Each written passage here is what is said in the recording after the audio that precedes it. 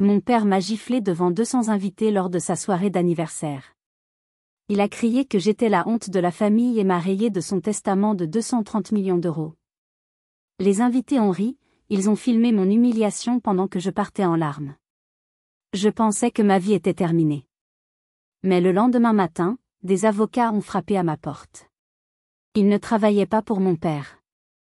Ils représentaient mon VRAI père, un homme qui cherchait sa fille, enlevée à la naissance, depuis 35 ans. Ils ont ouvert un dossier, et ce qu'il contenait m'a fait tomber à genoux. Cette histoire est la mienne. C'est l'histoire de la façon dont j'ai découvert que toute ma vie était un mensonge.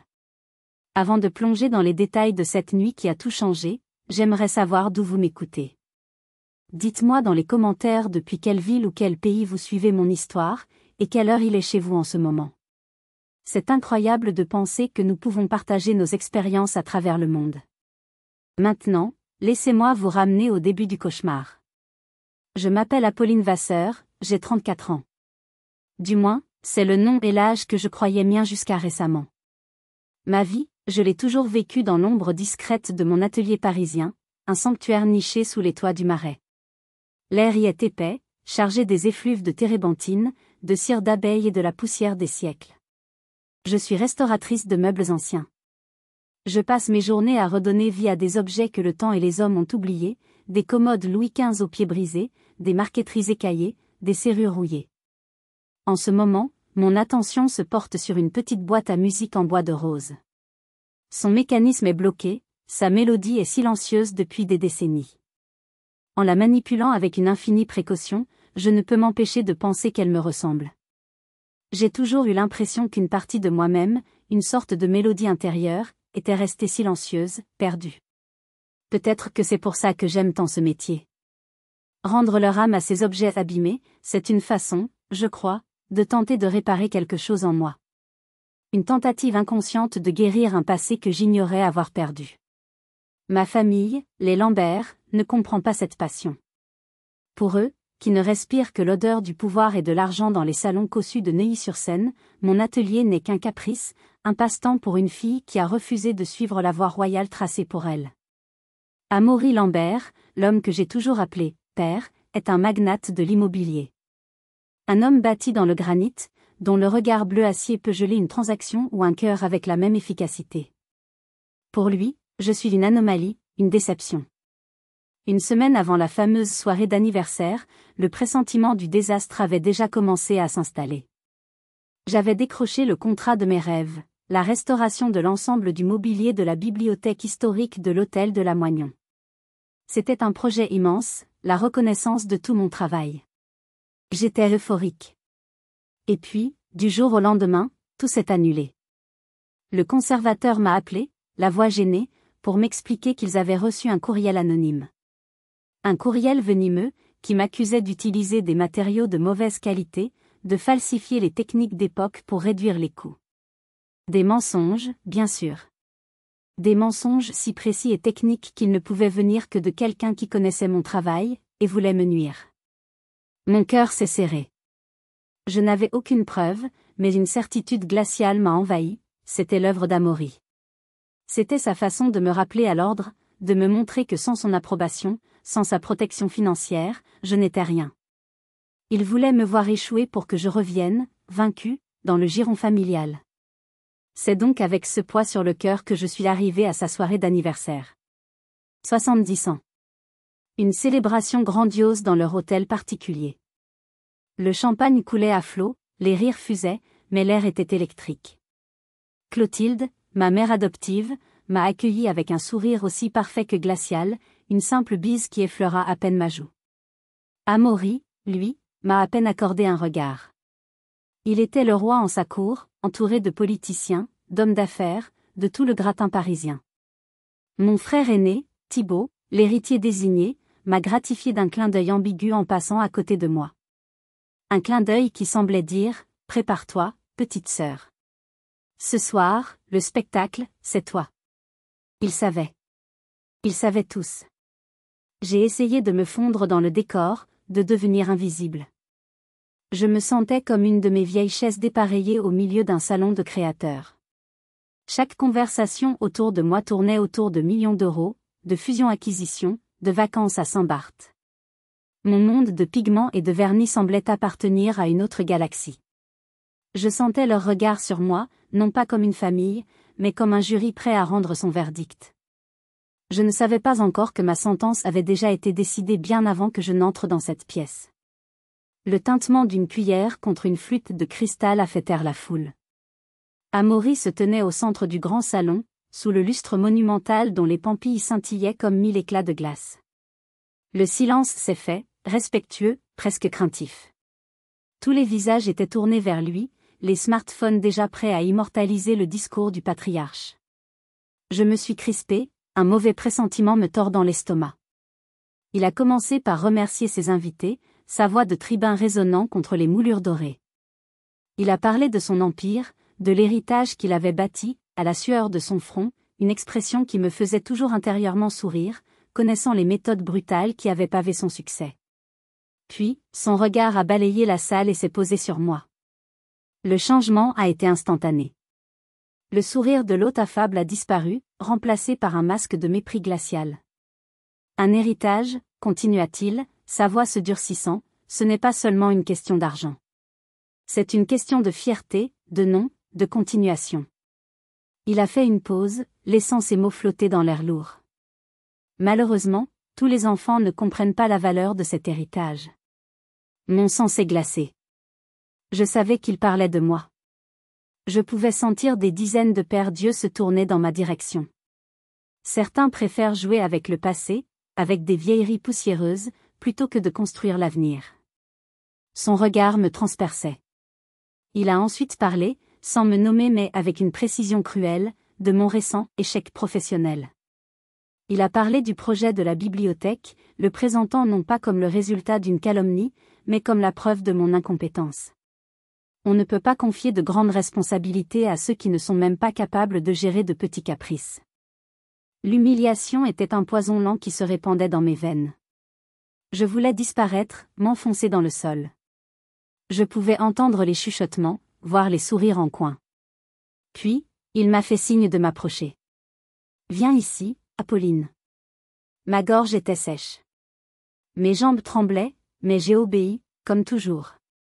J'ai traversé ce qui me semblait être un océan de regards hostiles pour me tenir devant lui. Il m'a regardé de haut, puis son bras s'est levé. Le bruit a claqué dans le silence. Sec, violent. Comme un coup de fouet. Ma joue a brûlé instantanément, une douleur fulgurante qui a fait monter les larmes à mes yeux. Le choc. L'incrédulité. La pièce entière semblait retenir son souffle. Puis, le silence a été brisé par le déclic des appareils photo des téléphones et quelques rires étouffés. Amaury a alors prononcé la phrase qui allait sceller mon destin, sa voix un grondement de tonnerre. « Tu es la honte de la famille. Je te raide de mon testament de 230 millions d'euros. » C'était fini. Ce n'était plus une humiliation privée, c'était une exécution publique. Je l'ai regardé, cherchant une trace de regret, n'importe quoi. Je n'ai vu que du triomphe froid. J'ai jeté un regard désespéré à Clotilde. Elle a détourné les yeux, ajustant nerveusement son collier de perles. Thibaut, lui, me regardait avec une pitié feinte qui masquait mal sa satisfaction. Il était enfin le seul héritier. Je ne me souviens pas très bien comment je suis sorti. J'ai tourné les talons, aveuglé par les larmes et les flashs. J'ai bousculé des invités, ignoré les murmures qui me suivaient comme une meute de chiens. Dehors, l'air glacial de la nuit parisienne m'a fouetté le visage, mais il n'était rien comparé au froid qui venait de s'installer dans mon cœur. La douleur sur ma joue n'était pas seulement physique. C'était la douleur de 34 années passées à chercher l'approbation d'un homme incapable d'aimer. Cette nuit-là, en errant dans les rues de Paris, je croyais avoir tout perdu. Mais parfois, il faut tout perdre pour pouvoir tout trouver. Et ce qui m'attendait le lendemain matin allait me donner une nouvelle vie, bâtie sur une vérité plus terrible que tous les mensonges. Le lendemain matin, le soleil filtrait à travers les verrières de mon atelier, mais il n'apportait aucune chaleur. Je n'avais pas dormi. La nuit avait été un long tunnel de larmes, de rage et d'un vide abyssal. La vidéo de mon humiliation tournait déjà en boucle sur les réseaux sociaux. J'étais devenu un mème, un sujet de conversation pour des inconnus. Ma joue était encore sensible, une tache violacée commençait à apparaître, la marque visible de ma disgrâce. J'étais assise à mon établi, une tasse de café froid à la main, fixant la petite boîte à musique, aussi silencieuse et brisée que moi. C'est alors qu'on a frappé à la porte. 3 coups. Discret, ferme, professionnel. Mon cœur a bondi. C'était sûrement Thibault, envoyé par Amaury pour m'asséner le coup de grâce, ou peut-être un journaliste ayant réussi à trouver mon adresse. J'ai ignoré. Les coups ont retenti à nouveau, avec la même insistance polie. À contre-cœur, je me suis levée et j'ai regardé par le Judas. Je ne reconnaissais pas les 3 personnes qui attendaient sur mon palier. Une femme d'une 50aine d'années, élégante, les cheveux gris argentés relevés en un chignon impeccable, flanquée de 2 hommes plus jeunes en costume sombre.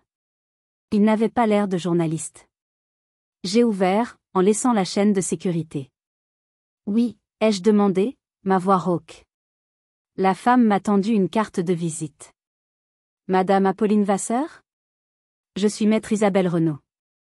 Mes confrères et moi-même souhaiterions nous entretenir avec vous. Cela ne prendra que quelques instants. Son calme et son professionnalisme m'ont intrigué. J'ai retiré la chaîne et les ai laissés entrer. Ils ont semblé un peu à l'étroit dans mon atelier encombré de pots de peinture, d'outils et de meubles à moitié restaurés. C'était le choc de 2 mondes. De quoi s'agit-il, ai-je demandé, méfiante. Si c'est à propos de mon père. Maître Renaud m'a interrompu, son regard empreint d'une étrange compassion. Justement, madame. Nous sommes ici au nom de votre père. Elle a fait une pause, puis a ajouté la phrase qui a fait basculer mon univers. Votre père biologique. J'ai éclaté d'un rire nerveux, un son strident et faux. Mon père biologique ? C'est une mauvaise blague.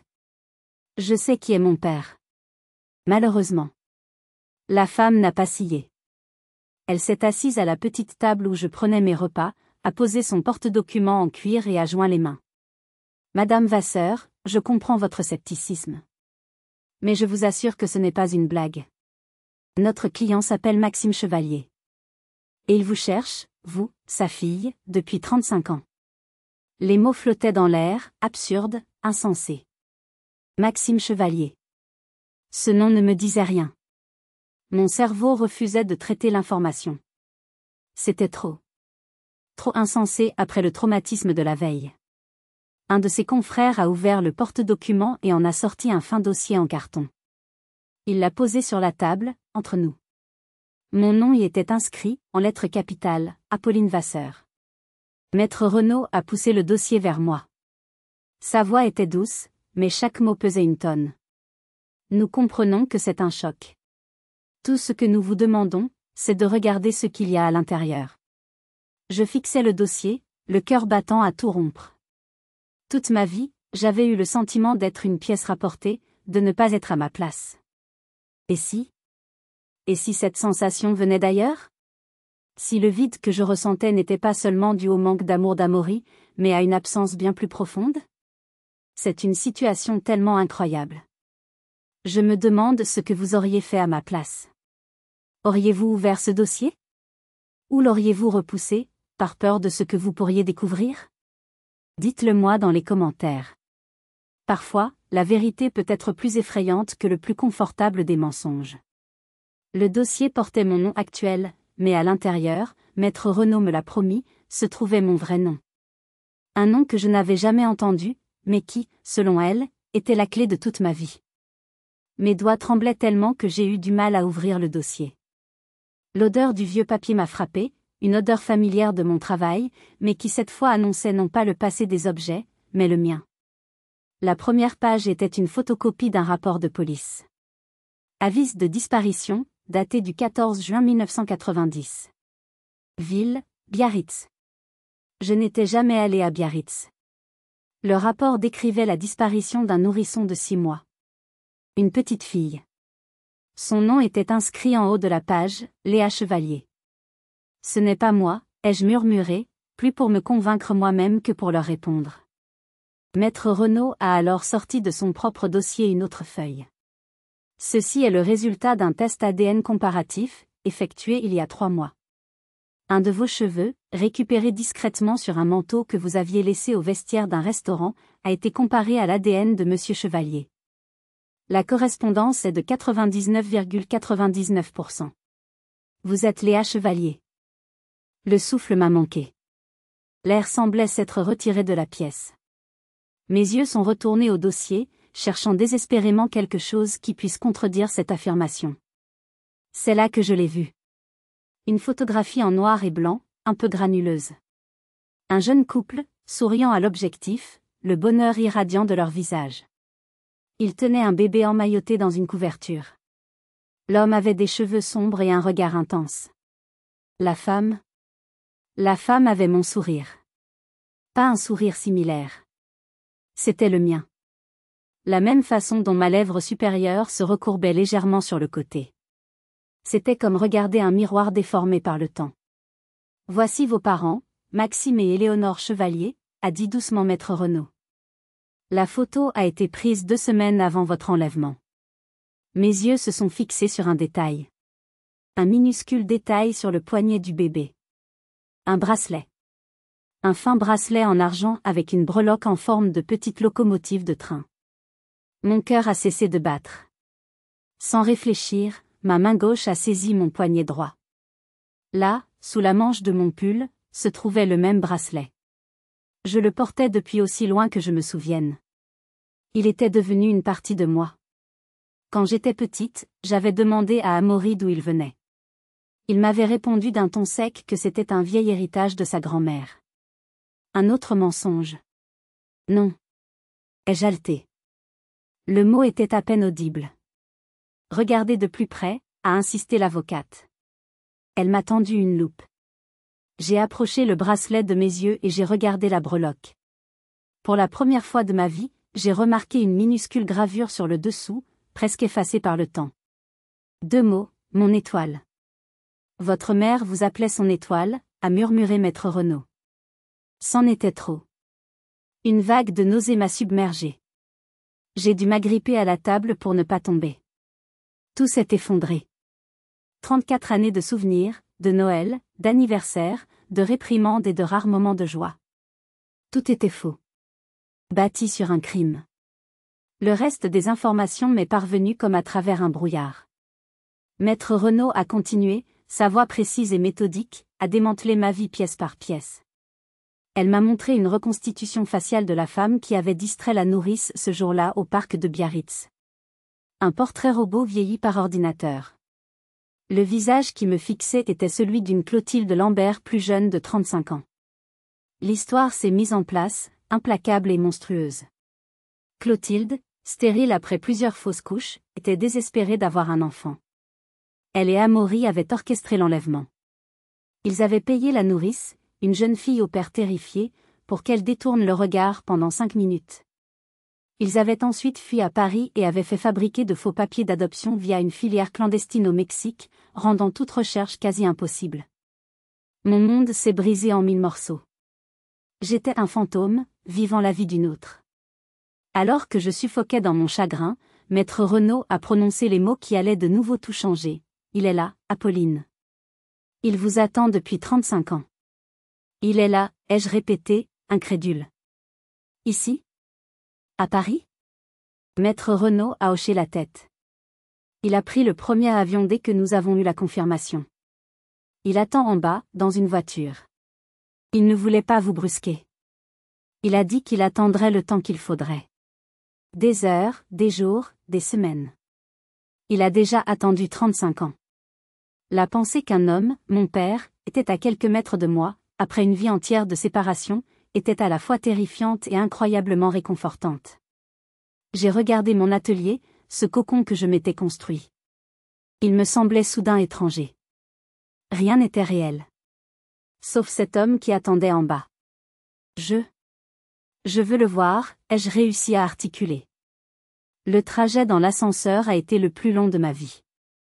Je voyais mon reflet dans les parois en métal, une femme pâle, les yeux rougis, la marque de la gifle encore visible sur ma joue. Une étrangère. Quand les portes se sont ouvertes sur le hall de l'immeuble, la lumière du matin m'a aveuglée. Et puis je l'ai vue. Il se tenait près de l'entrée, le dos tourné, regardant la rue. Un homme grand, les cheveux poivre et sel, portant un simple manteau sombre. Il s'est retourné, comme s'il avait senti ma présence. Nos regards se sont croisés. Il avait les mêmes yeux que sur la photo, des yeux verts intenses qui semblaient contenir toute la douleur et tout l'espoir du monde. Il n'a pas bougé tout de suite. Il m'a simplement regardé, le visage bouleversé. Puis il a murmuré un seul mot, un nom que j'entendais pour la première fois mais que mon cœur a reconnu instantanément. Léa ? Ma gorge s'est nouée. Les larmes que je retenais ont commencé à couler. J'ai fait un pas, puis un autre. Il s'est approché aussi, lentement, comme s'il avait peur que je disparaisse. Le bracelet. A-t-il dit, la voix brisée, en désignant mon poignet. L'étoile brille toujours ? Je n'ai pas pu répondre. J'ai juste hoché la tête en sanglotant. Il a alors sorti sa main de sa poche. À son poignet, il portait un bracelet en cuir usé. Et attaché à ce bracelet, une petite breloque en argent. Une étoile. Il a alors ouvert les bras, et je me suis effondrée contre lui. Ses bras se sont refermés sur moi, forts et protecteurs. Je pleurais 34 ans de solitude, de manque, de questions sans réponse. Il sentait le cèdre et l'air marin, une odeur de maison, une maison que je n'avais jamais connue. Nous sommes restés ainsi un long moment, au milieu du hall, indifférents aux rares passants. Quand nous nous sommes écartés, il a essuyé mes larmes avec une tendresse infinie. Nous allons rentrer à la maison, Léa, a-t-il dit. À Biarritz. Si tu es d'accord. J'ai accepté sans hésiter.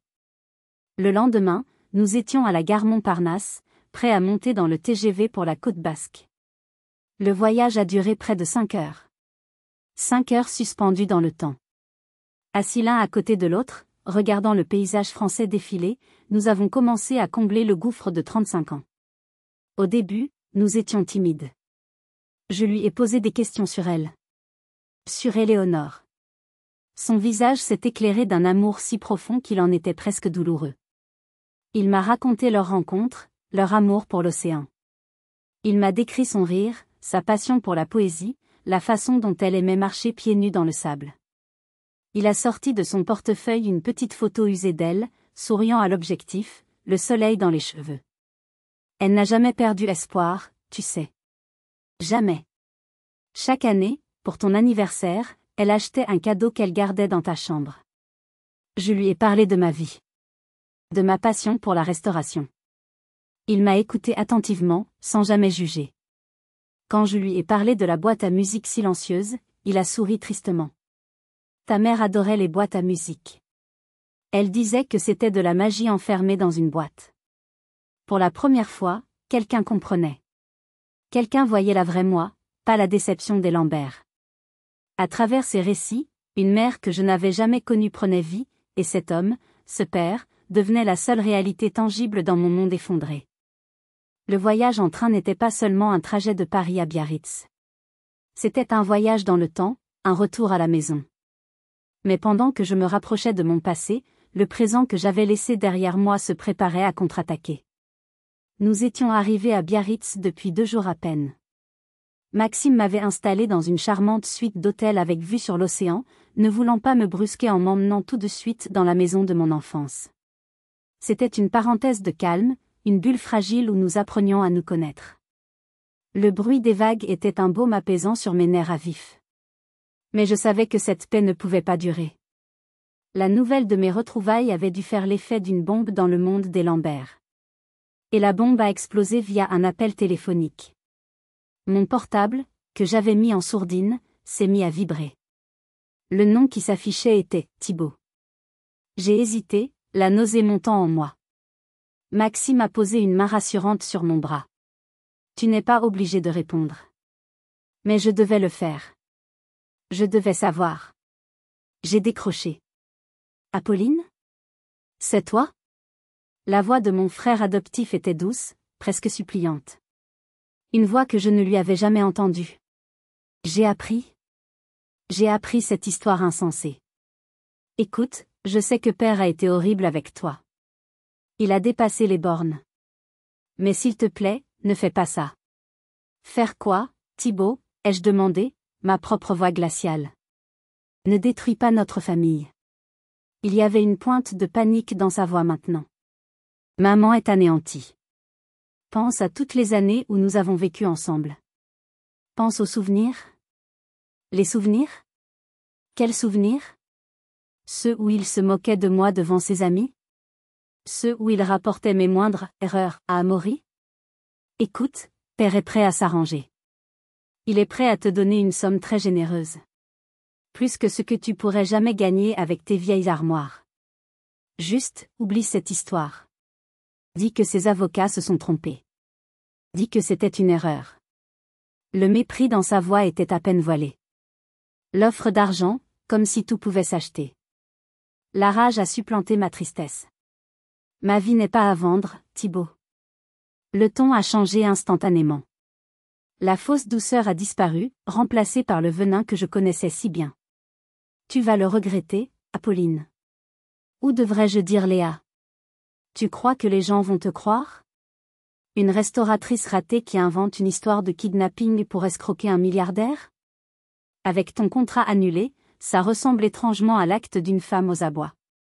Nous allons te détruire. Nous allons raconter à tout le monde que tu es mentalement instable. Il a raccroché. J'étais secouée, tremblante. Ils allaient utiliser mes propres blessures, mes propres échecs, contre moi. Et ils n'ont pas perdu de temps. Le lendemain, alors que je lisais les nouvelles sur ma tablette, je suis tombée sur un article d'un blog à scandale. Le titre était « L'héritière déchue Apolline Lambert, vengeance ou folie ». L'article, citant des sources proches de la famille, parlait d'une jeune femme, fragile et imaginative, connue pour ses tendances dépressives, qui aurait inventé une théorie du complot après avoir été coupée de la fortune familiale. C'était leur version. Une version crédible pour ceux qui ne connaissaient que la façade des Lambert. Puis les appels ont commencé. D'abord, le propriétaire de la galerie qui exposait certaines de mes créations. Il était mal à l'aise. Il préférait suspendre leur collaboration pour le moment. Ensuite, une cliente de longue date a annulé une commande importante, prétextant un imprévu. C'était l'œuvre de Clotilde. Elle activait son réseau, détruisant ma réputation professionnelle, la seule chose que j'avais bâtie par moi-même. Ils essayaient de voler mon nom une seconde fois, de me réduire au silence à jamais. Pendant un instant, la peur m'a paralysée. J'étais seule contre un empire. Mais ils avaient oublié une chose, je n'étais plus seule. J'ai montré l'article de blog à Maxime, la voix tremblante de rage et de peur. Je m'attendais à le voir s'inquiéter, peut-être même douter. Au lieu de cela, un calme redoutable s'est emparé de son visage. Il a pris le téléphone et a appelé Maître Renaud. Isabelle, c'est Maxime. Ils ont commencé leur campagne de dénigrement. C'est parfait.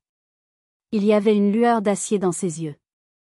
Ils viennent de nous donner exactement ce dont nous avions besoin, la preuve de leur tentative d'obstruction à la justice et de subornation de témoins.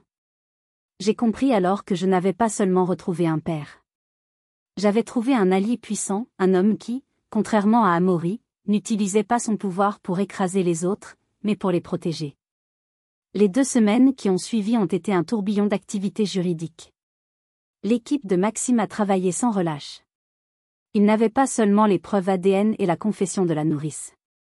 Ils ont exhumé des transactions financières suspectes effectuées par Amaury juste après ma disparition, des virements vers des comptes offshore qui correspondaient aux faux papiers d'adoption. La tentative de Thibaut de me corrompre avait été enregistrée. Les appels de Clotilde à ses contacts ont été documentés par des témoignages. L'étau se resserrait. Le jour où tout a basculé, le soleil brillait sur les greens impeccables du golfe de Saint-Cloud. C'était un mardi, le jour où Amaury aimait conclure ses affaires les plus importantes, entouré de l'élite parisienne. Maxime et moi étions dans une voiture banalisée, garée sur une petite route surplombant le Clubhouse. Nous étions des spectateurs invisibles de la chute d'un empire. Grâce à une paire de jumelles, je pouvais les voir. Amaury, en polo blanc immaculé, riant aux éclats avec un ministre. Clotilde, sous un grand chapeau, sirotant un mimosa, l'image même de l'élégance et du contrôle. Ils semblaient invincibles, intouchables dans leur monde de privilèges.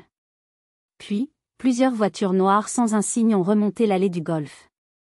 Des hommes en costume sombre en sont sortis. Des policiers de la brigade criminelle. La scène s'est déroulée comme au ralenti. J'ai vu le rire d'Amaury se figer sur son visage. La confusion, puis l'arrogance. Il s'est avancé vers les policiers, prêt à les réprimander pour leur intrusion. J'ai vu l'un des officiers lui présenter un mandat. Le visage d'Amaury est devenu blême. Les golfeurs se sont arrêtés, les conversations se sont tues.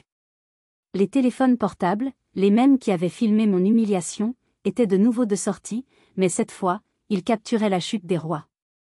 C'était une justice poétique et cruelle. Amaury Lambert, Clotilde Lambert, vous êtes en état d'arrestation pour l'enlèvement de Léa Chevalier, faux et usage de faux, et obstruction à la justice. La voix de l'officier a porté dans le silence stupéfait. Clotilde a poussé un cri, laissant tomber son verre qui s'est brisé sur la terrasse. Elle a commencé à sangloter, le mascara coulant sur ses joues parfaites. Amaury, lui, a tenté de se débattre, son visage rouge de fureur. C'est ridicule. C'est ma fille. Je l'ai élevée. Non, ai-je pensé derrière la vitre de la voiture. Tu m'as volé. Alors qu'on le menait, menotté, vers l'une des voitures, son regard a croisé le mien à travers la distance. Il m'a vu. Pour la première fois, je n'ai pas lu de colère ou de mépris dans ses yeux. Juste une immense défaite. Ses lèvres ont bougé, formant deux mots que je n'ai pas entendus mais que j'ai compris, je suis désolé. Je n'ai rien ressenti. Ni triomphe, ni joie. Juste un vide immense. Le poids de son approbation, que j'avais porté toute ma vie, venait de s'évanouir. Les portes de la voiture de police se sont refermées sur eux, et sur 35 ans de mensonges. Leur chapitre était terminé. Le mien, celui de Léa Chevalier, ne faisait que commencer. Si vous êtes arrivé jusqu'ici, laissez un commentaire pour nous dire ce que vous auriez fait à la place d'OP. Vous pouvez aussi écrire simplement le chiffre 1 pour montrer que vous suivez encore. Et dites-nous, vous regardez cette histoire depuis quelle région ou quel pays? Le lendemain de leur arrestation, Maxime m'a emmené à la maison. La vraie. Une belle villa basque blanche et rouge, nichée sur les hauteurs de Biarritz, avec un jardin qui descendait vers l'océan. En franchissant la porte, j'ai eu l'impression de respirer pour la première fois. L'air sentait le sel, la cire et une subtile odeur de lavande, comme si quelqu'un venait de quitter les lieux. La maison était figée dans le temps. Dans le salon, un cheval à bascule en bois attendait dans un coin. Sur le réfrigérateur de la cuisine, une photo aimantée montrait un bébé souriant moi. Maxime m'a guidé à l'étage, jusqu'à une porte entr'ouverte. « C'est ta chambre », a-t-il dit, la voix chargée d'émotion. Les murs étaient peints en jaune pâle, avec une frise de petits nuages. Un berceau se trouvait dans un coin, et une commode était remplie de vêtements de bébé soigneusement pliés. Sur une étagère, des cadeaux emballés s'entassaient, portant des étiquettes, pour tes 5 ans, pour tes 16 ans, pour ton mariage. C'était la chambre d'une enfant aimée et attendue. C'était le sanctuaire de l'espoir d'une mère. Sur la petite table de chevet se trouvait une boîte en bois sculpté. Maxime l'a prise et me l'a tendue. Elle a écrit la première le soir de ta disparition. Et elle n'a jamais arrêté. J'ai ouvert la boîte. Elle était remplie de lettres, des dizaines de lettres, toutes adressées à Maléa, mon étoile. J'ai pris la première, le papier jauni par les années. La date, 14 juin 1990. L'écriture d'Éléonore était fine et élégante. Mon étoile, ma toute petite fille, je t'écris ce soir parce que les mots me manquent pour crier ma douleur. On t'a prise. Tu n'es plus dans ton berceau. La maison est silencieuse. Un silence assourdissant. Ton père et moi, nous te cherchons partout. Nous ne nous arrêterons jamais. Je te le promets. Où que tu sois, regarde les étoiles. Je les regarderai aussi. C'est notre lien, mon amour. Maman. Les larmes coulaient sur la page. J'ai pris une autre lettre, au hasard. Date, 7 décembre 1999. Maléa, aujourd'hui, tu aurais eu 10 ans. Un grand nombre. J'imagine que tu es une fille intelligente, peut-être un peu espiègle. Aimes-tu lire? J'ai mis de côté pour toi, Le Petit Prince. C'est une histoire sur ce qui est invisible pour les yeux. Ton père a passé la journée à réparer un vieux vélo qu'il a trouvé. Il dit qu'il faut qu'il soit parfait pour quand tu reviendras. Nous t'aimons plus que tout. N'oublie jamais ça. J'ai continué à lire, toute la nuit. J'ai traversé mon adolescence, mes 20 ans, ma vie d'adulte à travers les mots de cette mère que je n'avais jamais connue. J'ai appris qu'elle aimait le jazz, qu'elle détestait les endives, qu'elle avait peur des orages. J'ai appris que mon père lui lisait des poèmes le soir. J'ai découvert leur amour, un amour si fort qu'il avait survécu à la plus terrible des épreuves. La dernière lettre datait de quelques mois avant sa mort. L'écriture était tremblante, affaiblie par la maladie. Ma très chère Léa, je sens que mes forces m'abandonnent. Le médecin dit qu'il me reste peu de temps. Ma plus grande tristesse est de partir sans t'avoir revu. Mais ne crois pas une seconde que je perds espoir. L'amour ne meurt pas. Il se transforme. Je serai dans le vent qui souffle sur la côte, dans le soleil qui réchauffe le sable. Quand tu rentreras à la maison, car je sais que tu rentreras, tu me sentiras près de toi. Ton père prendra soin de toi. Vivez heureux tous les deux. C'est tout ce que j'ai toujours voulu. Ta maman qui t'aime, pour l'éternité. Je suis restée là, dans cette chambre d'enfant, le cœur brisé et pourtant étrangement complet. J'avais perdu une mère, mais j'avais gagné son amour inconditionnel. Ces lettres étaient la bande-son de la vie que l'on m'avait volée. Mais elles étaient aussi une promesse. La promesse que l'amour, le vrai, peut transcender le temps et même la mort. Et c'est cet amour qui m'a donné la force pour l'épreuve finale, le procès. Le procès a eu lieu 6 mois plus tard. 6 mois pendant lesquels j'ai appris à vivre. J'ai appris le son du rire de mon père, le goût de ses plats préférés, le poids de sa main sur mon épaule. J'ai appris à être Léa. Mais une partie de moi, la Apolline qui avait survécu pendant 34 ans, avait besoin de tourner la page. J'ai refusé l'offre des procureurs de ne pas témoigner. Je devais leur faire face. La salle d'audience du tribunal de Paris était bondée.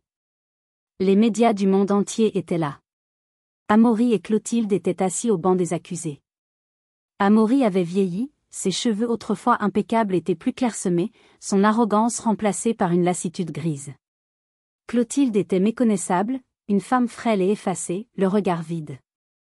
Quand on m'a appelé à la barre, un silence de plomb est tombé sur la salle.